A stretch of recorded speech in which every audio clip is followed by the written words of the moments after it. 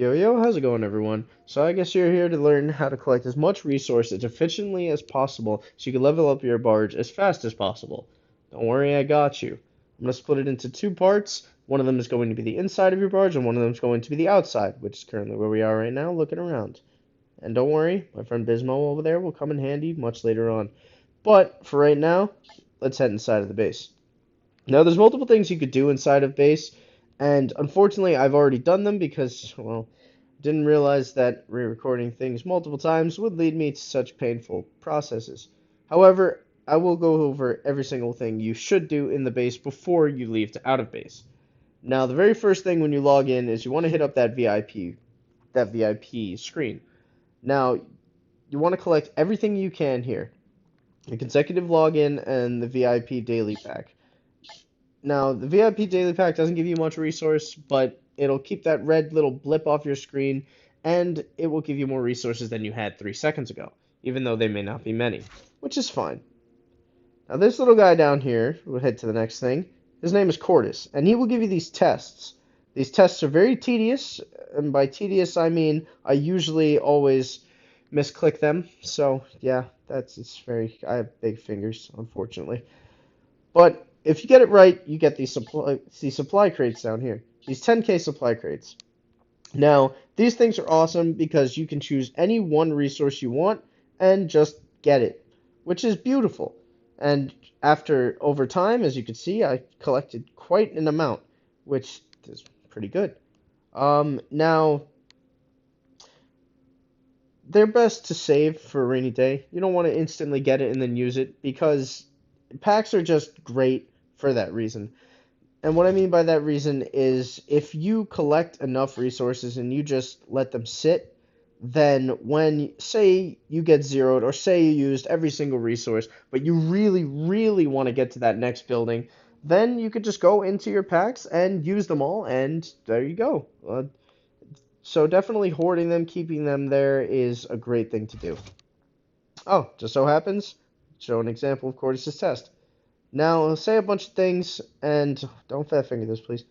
There we go. Say a bunch of words, make sure you read them, and make sure you answer accordingly. There's some that you may not know at first, just either look them up or ask either a guild or sector. They'll definitely have the answer for you. But he'll give you that 10k coveted crate, that beautiful thing, and then you can move on.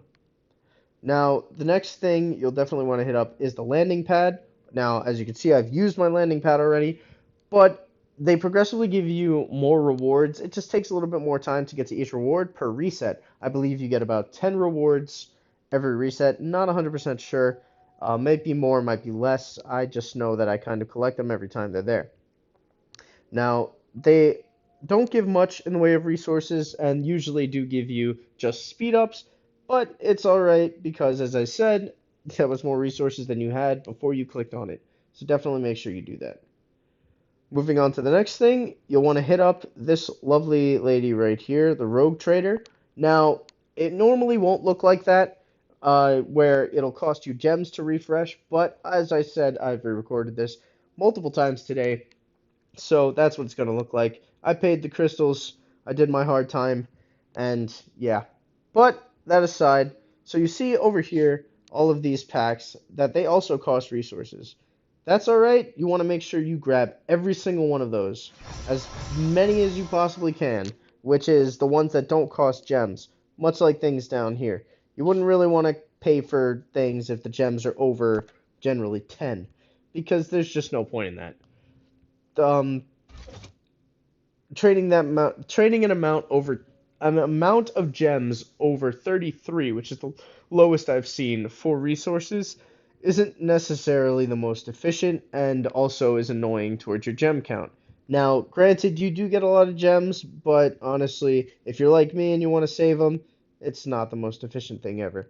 But you definitely want to make sure you grab all the supply packs because, as I said, for a rainy day. Plus, all of that resource you spent will be basically gained back by the ending course of this.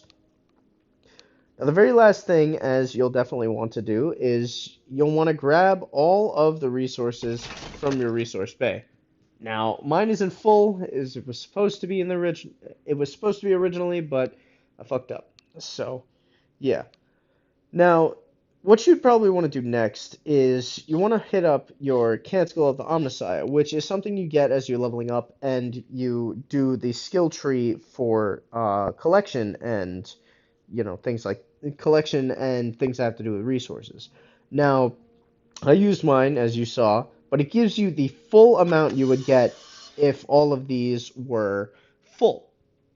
So, say they were to give you 1,000 full, uh, then it would give you the full 1,000 once you use Canticle. However, there was a lovely little trick that I learned where if you come to this screen under the VIP 7, this little like three pronged thing right here, it'll bring you to these buffs and combat effects. You want to scroll all the way down to resource effect, and you see these things: fuel, metal, adamantium, and plasma production. You want to use those if you just so happen to be if you can spare them. This 1 hour one is perfect enough. You don't ever need to use the 8 hour one unless you are in the Gift of the Emperor event, which I just so happen to be in. But considering that was yesterday, well, unfortunate. So you'd want to use those, and what do they do is it says it increases production, but what it really means is it increases the cap of the resources. So as it would originally be 1,000, after you use that, it would be about 2,000. And what you would do then is after you used all of those, then you would want to go and use Canticle, so then you gain the full 2,000. Now, that's obviously not the amount of resources that you get if it's full, or, or generally at all, unless it's a really low level, but mine here are level 21. Generally, all of them are level 21, which is, it's a lot more than that. It's generally about 100,000 per, even more, actually. But I'm not here to do that math. I will say, however, these resource buildings for early leveling are good to cut off at generally around 25 until later on. In my personal opinion, a lot of people fight me on this. Not fight me, but a lot of people argue against this. Um, they say it's pretty much worthless to keep your bays around past a certain level.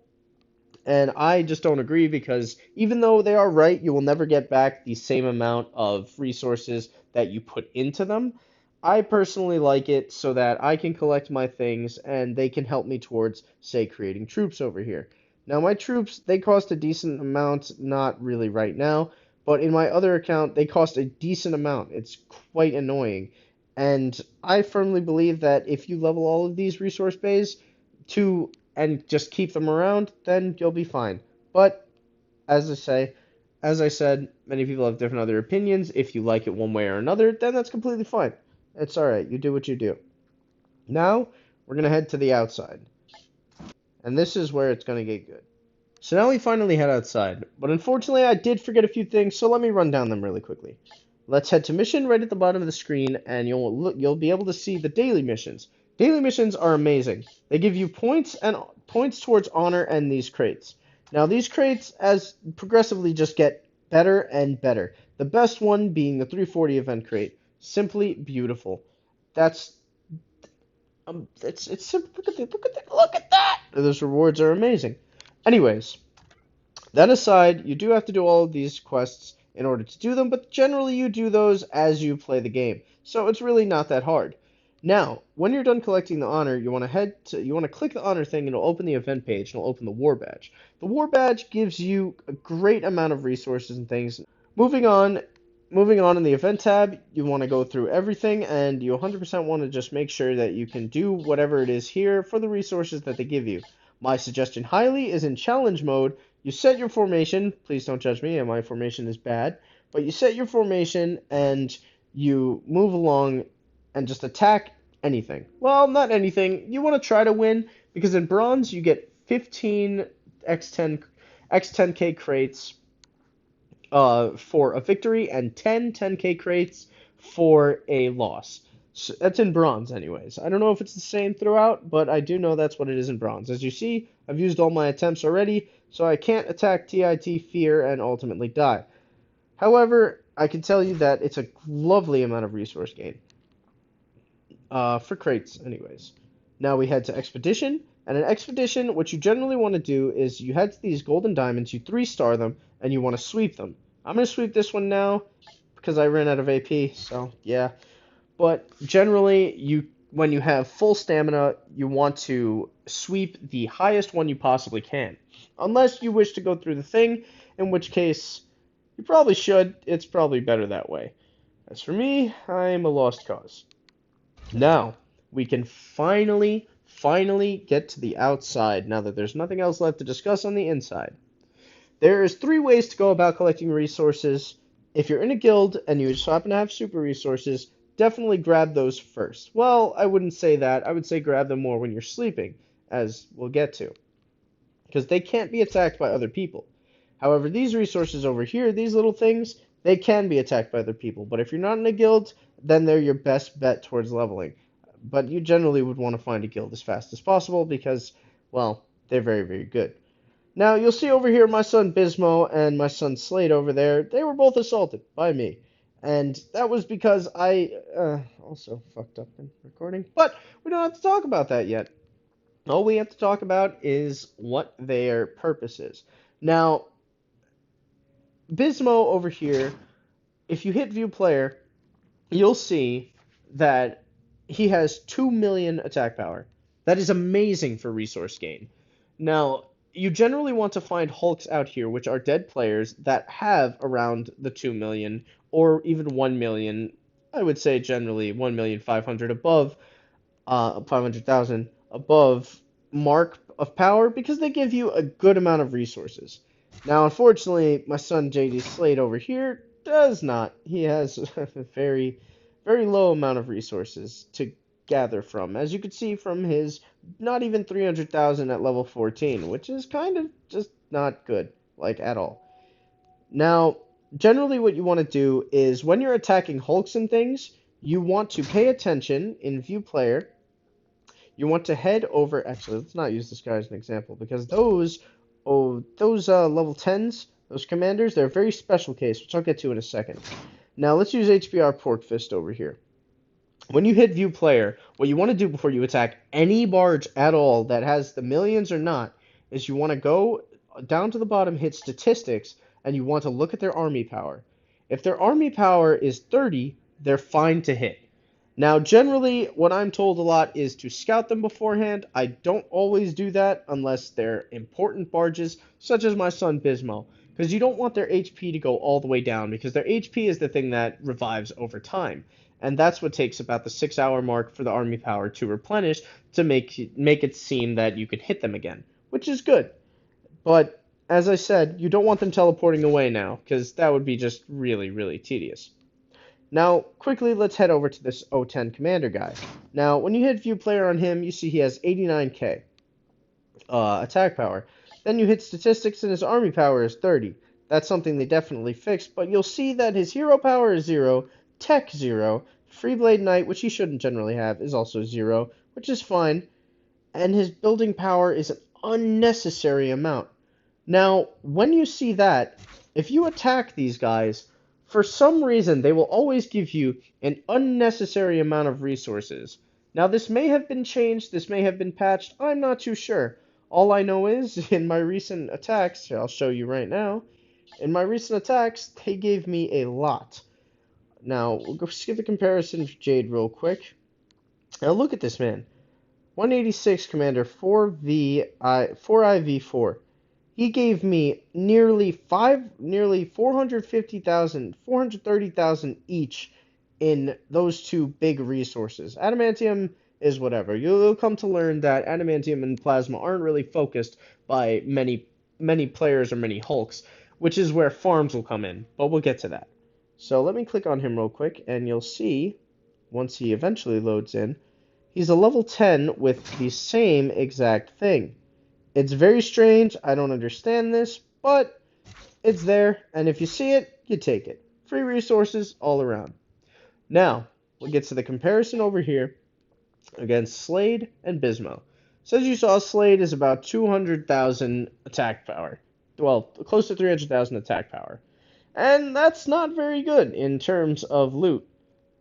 And also because he, doesn't have plasma, we don't gain plasma off that, which sucks. But then you see Bismo over here, and Bismo giving me pretty much a level 2 resource that would usually take about 30 minutes to collect in 10 seconds. Simply beautiful. Absolutely lovely.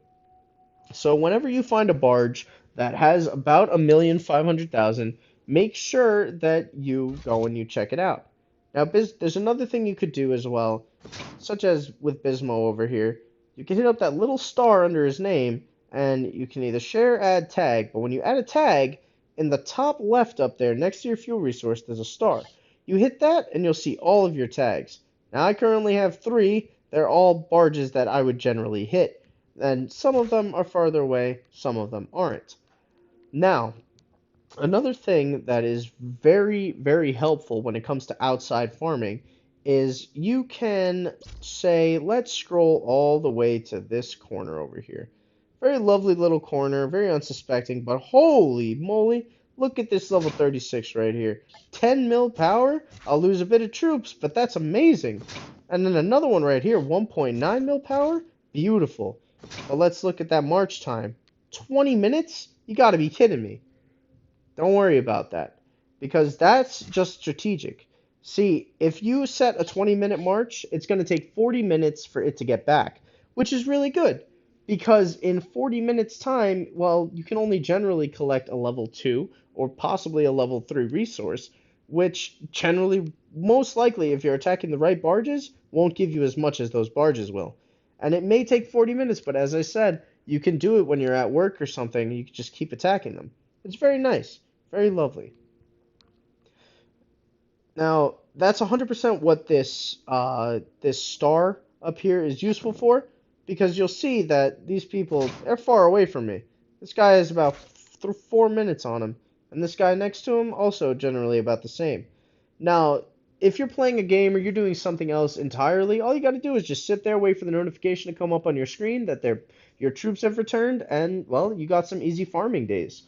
However, if you don't like doing that, then that's completely fine. It's all optional and it's up to you. The final part of my farming thing will be other farms and alts. Now, this one isn't necessarily too hard. All you have to do is generally make another account on, I don't know, whatever you may use. If you use Twitter, you can have multiple accounts. If you use Apple, I believe they have. Yeah, they're signing with Apple, and there's all the things like that. I don't know what it's like on Android. I only know what it's like on Apple. I don't know if they have the sign in on Apple thing there. If they do, awesome.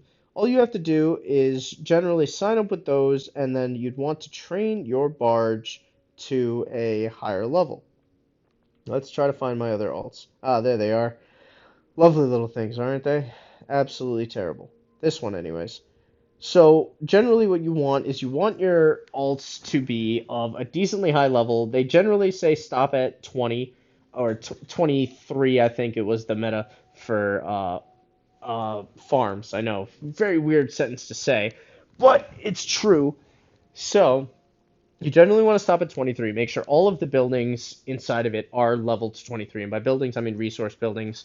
And what you do with the alts is you have them focus on one resource generally. So if you have one that focuses solely on collecting fuel, then you just have it go and collect only fuel.